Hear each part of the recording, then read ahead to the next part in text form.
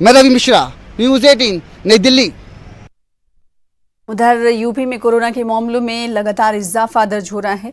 UP के कई शहरों में जहां 500 से ज्यादा कोरोना के मामले सामने आए हैं, वहां के डीएम को नाइट कर्फ्यू लगाने का इख्तियार दिया गया है। इसी जिम्न में कानपुर में रात 10 बजे से सुबह 6 बजे तक नाइट कर्फ्यू का निफाज किया गया। कानपुर से मजीद तफसीलात बता रहे हैं हमारे नुमाइंदे संदीप सविता।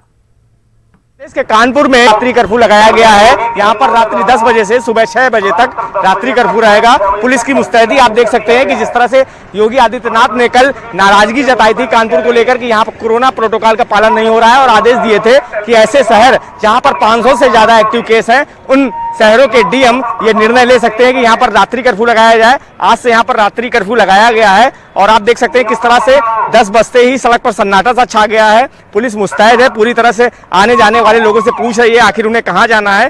केवल आवश्यक सेवाओं के लिए ही या वस्तु लेने के लिए लोग बाहर निकल सकते हैं, जिस तरह से मेडिकल के लिए बाहर निकल सकते हैं। आप देख सकते हैं पुलिस की कितनी मुस्तैदी दिखाई दे रही है और कोरोना प्रोटोकॉल के साथ रात्रि कर्फ्यू का पालन कराया जा रहा है। कानपुर से संदीप सविता, न्यूज़ 18 उर्दू।